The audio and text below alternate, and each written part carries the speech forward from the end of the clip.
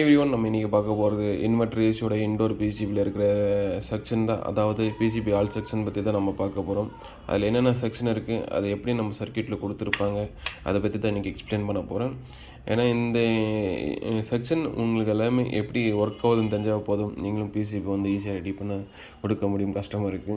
So அதை பற்றி தான் நான் இன்றைக்கி கொஞ்சம் எனக்கு தெரிஞ்ச மெத்தடில் உங்களுக்கு எக்ஸ்பிளைன் பண்ண போகிறேன். இதில் பார்த்தீங்கன்னா இப்போ indoor PCB all AC section இருக்குது. அதாவது பார்த்திங்கன்னா மொத்தம் டோட்டல் 16 செக்ஷன், அதாவது 15 செக்ஷன் இருக்குது இன்டோரில். அதே மாதிரி அவுட்டோருக்கு வந்து ஒரு 16 செக்ஷன் இருக்குது. ஃபஸ்ட்டு இந்த வீடியோவில் நான் இன்டோர் பற்றி நான் கவரேஜ் கொடுக்குறேன். ஓகே, இந்த வீடியோ கொஞ்சம் ரீச் ஆச்சுன்னா நெக்ஸ்ட்டு அவுட்டோர் செக்ஷன் பற்றி நான் எக்ஸ்பிளைன் பண்ணுறேன். இப்போது இதில் பார்த்தீங்கன்னா ஃபஸ்ட்டு செக்ஷன் என்னென்னு பார்க்கலாம். AC line and filter and protection circuit. இதுதான் பார்த்தீங்கன்னா ஒரு இன்வெர்ட்டரோட AC indoor PCB AC line and protection circuit பற்றி பார்க்கலாம். இங்கே பார்த்தீங்கன்னா நம்ம ஏசி சப்ளை கொடுத்துருவோம், பியூஸ்லேருந்து வெளியே வரும். இதை பார்த்தா எல்லாமே ஃபில்டர் சர்க்யூட் தான். ஓகேங்களா, இந்த இண்டக்டரு, இந்த கெப்பாசிட்டரு, அதுக்கப்புறமா எம்ஓவி, ஜீனட் டயோடு, எம்ஓவி, பிடிசி, அது மாதிரி எல்லாமே போட்டிருப்பாங்க. இதெல்லாமே ப்ரொடக்ஷன் சர்க்யூட்டு. இந்த சர்க்யூட் எப்படி ஒர்க் ஆகுது உங்களுக்கு தெரிஞ்சால் அந்த எஸ்எம்பி, அதாவது ஏசி லைன் ஃபில்டரில் இல்லை ப்ரொடக்ஷன் சர்க்யூட்டில் என்ன ஏரர் இருந்தால் உங்களால் ஈஸியாக கிளியர் பண்ண முடியும். நெக்ஸ்ட்டு செக்ஷன் பார்த்தீங்கன்னா ரெக்டிஃபை செக்ஷன். அதாவது ரெக்டிஃபை செக்ஷன் வந்து ஏசியை டிசியை கனெக்ட் பண்ணும். ஏன்னா நம்மளுக்கு வரக்கூடிய இன்புட் வோல்டேஜ் பார்த்தீங்கன்னா ஏசி வோல்டேஜ் தான். அது பார்த்தீங்கன்னா டிசி வோல்டேஜை தான் நம்ம கனெக்ட் பண்ணி என்ன சர்க்யூட் கொடுக்க முடியும். அதனால் பார்த்தீங்கன்னா டிசி வோல்டேஜ் கனெக்ட் பண்ணுறதுக்கு நம்ம அதை பார்த்தீங்கன்னா ரெக்டிஃபையர் யூஸ் பண்ணியிருப்போம். இது பார்த்தீங்கன்னா உள்ள ரெக்டிஃபையர் இருக்குது. அதனால் பார்த்தீங்கன்னா ஏசி வோல்டேஜை டிசி வோல்டேஜை கன்வெர்ட் பண்ணணும். பட் ஏசி வோல்டேஜ் நமக்கு 230 தான். பட் டிசியில் பார்த்தீங்கன்னா 310 வோல்ட் வந்து பூஸ்டப் பண்ணி கொடுக்கும். அந்த பூஸ்டப் பார்த்தீங்கன்னா இந்த கெப்பாசிட்டியில் செக் பண்ணால் தெரியும் 310 வோல்ட் வரும். இது வந்து ஏசி டிசி கனெக்ட் பண்ணுற சர்க்யூட்டு.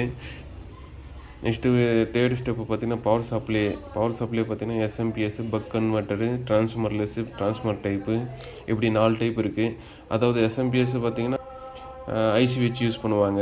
இது 2 மெத்தடு. இது பார்த்திங்கன்னா டிரான்ஸ்ஃபார்மரு, அதாவது சின்னதாக ஒன்று டிரான்ஸ்ஃபார்மர் வச்சு கொடுப்பாங்க, அது டிரான்ஸ்ஃபார்மர் டைப்பு. இன்னொன்று பார்த்தீங்கன்னா டிரான்ஸ்ஃபார்மர் இல்லாமல் கொடுப்பாங்க. இது 2 டைப் தான் யூஸ் பண்ணுவாங்க எஸ்எம்பிஎஸ். இதில் பார்த்தீங்கன்னா ஐசி வச்சு யூஸ் பண்ணியிருக்காங்க. இதுதான் பார்த்தீங்கன்னா எஸ்எம்பிஎஸ் ஸ்விட்சிங் ஐசி. இது என்ன பண்ணுன்னா நம்மளுக்கு வந்த ரெக்டிஃபை 310 வோல்டேஜ் பார்த்தீங்கன்னா இந்த ஐசி வந்து ஸ்விட்சிங் பண்ணி இந்த டிரான்ஸ்ஃபார்மர் வழியாக அவுட்புட் கொடுக்கும். அதாவது நம்மளுக்கு என்னென்ன வோல்டேஜ் வேணும், 12, 5, அப்புறமா 15 வோல்ட்டு, இந்த 3 வோல்டேஜ் பிரித்து கொடுக்கும். இந்த டிசி மோட்டர் இருந்தால் 15 வோல்ட் தேவைப்படும். நம்ம டிசி மோட்டர்லன்னா 12 வோல்ட்டே போதுமானதாக இருக்கும், 12 and 15. அதுக்கப்புறமா கம்யூனிகேஷனுக்கு தனியாக இதுலேருந்து எடுத்து கொடுப்பாங்க. அதை சர்க்யூட் தனியாக நம்ம பார்க்கலாம். அப்போது நம்ம 2வது சர்க்யூட் பற்றி பார்த்தியாச்சு.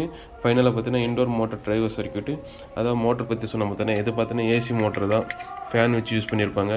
இதில் பார்த்தீங்கன்னா ரிலே வரும், 3 ரிலே, லோ, மீடியம், ஹைன்னு அந்த டைப் யூஸ் பண்ணுவாங்க. அதுக்கப்புறமா பார்த்தீங்கன்னா 5 wire DC motor, 5 wire DC motor use பண்ணுவாங்க. இது மாதிரி 3 டைப் ஆஃப் மோட்ரு யூஸ் பண்ணுவாங்க இன்டோர் ஏசியில். ஸோ அதை தான் BLDC motor, PG motor, by relay, இந்த 3 மெத்தட் யூஸ் பண்ணுவோம்.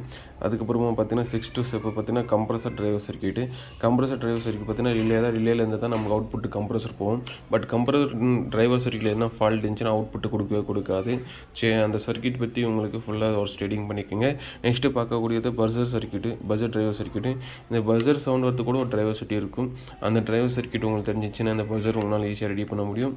அதே மாதிரி டெம்பரேச்சர் சென்சாரிங் சர்க்யூட். அதாவது டெம்பரேச்சர் சென்சார் சர்க்யூட் ஒன்றும் இல்லை, இது நம்ம சென்சார் கொடுக்கும் பார்த்தீங்களா, இன்டோரோடது காயில் சென்சார், ரூம் சென்சாரு, இந்த தான் நம்ம இதை வச்சு தான் நம்ம சர்க்யூட் டெவலப் பண்ணுவாங்க. அது ஒன்று ஆம்பிளிஃபையரு அப்புறமா ரெசிஸ்டர் நெட்ஒர்க்கு.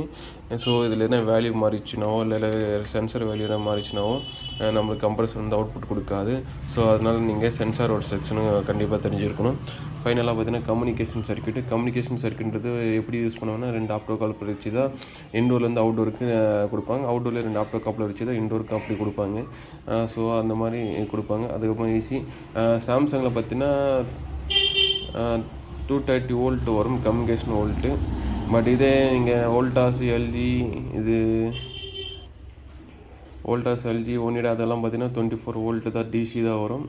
இதெல்லாம் ஏசி தான் வரும். ஏன்னா சாம்சங் மட்டும் இது மாதிரி வரும். அது மாதிரி கம்யூனிகேஷன் ஆக்சிலரிங் பவர் சப்ளைன்றது ஒன்றும் இல்லை. ஏன்னா கம்யூனிகேஷனுக்கு தேவையான வோல்டேஜ் கொடுக்கக்கூடியது அந்த ஆக்சிலரிங்ன்றோம். இப்போ கம்யூனிகேஷன் வந்து நம்ம 24 வோல்ட் வரும். பட் இங்கெல்லாம் பூஸ்டப் பார்த்தீங்கன்னா 12 வோல்ட் 5 வோல்ட் தான் வரும்.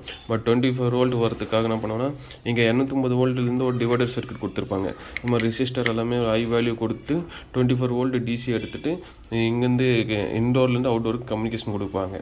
சேம் அதே ப்ரொசீஜரில் அவுட்டோர்லையும் யூஸ் பண்ணியிருப்பாங்க. இது மாதிரி ஹை வேல்யூ ரெசிஸ்டரெல்லாம் யூஸ் பண்ணி இப்போ கம்யூனிகேஷன் சர்க்யூட் முடிஞ்சது. அது நெக்ஸ்ட்டு பார்த்தீங்கன்னா swing motor driver circuit. Swing motor டிரைவர்னு உங்களுக்கு தெரியும். ஏன்னா ஸ்விங் மோட்டரோட டிரைவர் சர்க்யூட். ஏன்னா ஸ்விங் மோட்டர் பார்த்தீங்கன்னா ஸ்டெப்பர் மோட்டர் தான் யூஸ் பண்ணோம். ஏன்னா ஸ்டெப் பை ஸ்டெப்பாக தான் நம்மளுக்கு எந்த இடத்துல ஸ்டெப் வேணுமோ அந்த வந்து டிரைவர் ஐசி வச்சு தான் யூஸ் பண்ணியிருப்பாங்க. அந்த சர்க்யூட் பற்றி உங்களுக்கு நல்லா ஒரு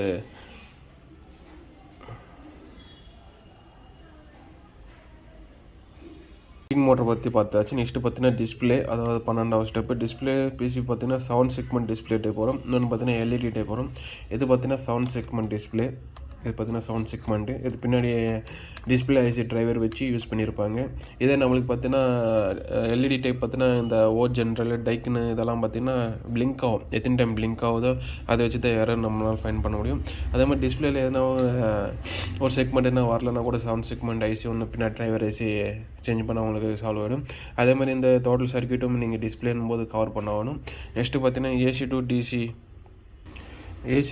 வோல்டேஜ் சென்சார் சர்க்யூட்ன்றது நம்ம ஏசியும் டிசியும் வோல்டேஜ் வந்து இங்கே ஸ்ப்ளிட் ஆகுது பார்த்தீங்களா, அந்த இடத்துல சென்சிங் ஒரு சர்க்யூட்டு. அது மோஸ்ட்டு நம்ம வந்து நம்மளுக்கு யூஸ் இல்லை. ஏன்னா அதில் வந்து மோஸ்ட்டு ஃபால்ட் வராது. உங்களுக்கு ஃபால்ட் வரக்கூடிய பார்த்தீங்கன்னா 14 step micro control from crystal circuit. இது பார்த்திங்கன்னா இது பேக் சைடு இருக்கும். அது கழட்டி தான் காமிக்கணும். பட் இருந்தாலும் உங்களுக்கு இது பார்த்திங்கன்னா மைக்ரோ கண்ட்ரோல் ஐசி, இது ப்ரோம் ஐசி. இங்கே பார்த்தீங்கன்னா கிறிஸ்டல் வரும் ப்ரோம் ஐசி. இந்த சர்க்யூட்டில் பிரச்சனை வந்து அந்த சர்க்யூட் ஃபுல்லாக உங்களுக்கு அண்டர்ஸ்டாண்டிங் ஆகிட்டுச்சுன்னா ஈஸியாக அவங்களால ரெடி பண்ண முடியும். நெக்ஸ்ட்டு பார்த்தீங்கன்னா ஜீரோ கிராசிங் எதுக்காக யூஸ் பண்ணுறோம் பார்த்திங்கன்னா, நம்மளுக்கு சொன்னல இந்த ஏசி மோட்டரில் பார்த்திங்கன்னா உங்களுக்கு ப்ராப்பராக ஒர்க் பண்ணோன்னா ஜீரோ கிராசிங் இருந்தால் மட்டும்தான் அது நம்மளால் ப்ராப்பராக ஒர்க் பண்ணணும். இல்லைன்னா ஜீரோ கிராசிங்னா யாரும் இருந்துச்சுன்னா மோட்ரு பார்த்திங்கன்னா சுத்தாது. ஸோ அந்த மாதிரி பிரச்சனை பார்த்தீங்கன்னா ஜீரோ கிராசிங் சர்க்யூட்டு நல்லா ஸ்டடிங் பண்ணணும். இது மாதிரி 14 செக்ஷன் இருக்குது. இந்த 14 செக்ஷன் உங்களுக்கு பார்க்க தெரிஞ்சால் யார் வேணாலும் நம்ம இன்வெர்டர் ஏசியோ இல்லை நார்மல் ஏசியோ உங்களுக்கு பிசிபி ஒர்க் வந்து ஈஸியாக பார்க்க முடியும். Thank you friends. நெக்ஸ்ட்டு வீடியோவில் பார்த்தீங்கன்னா அவுட்டோர் என்னென்ன செக்ஷன் இருக்குது அதை பற்றி நான் எக்ஸ்பிளைன் பண்ண போகிறேன்.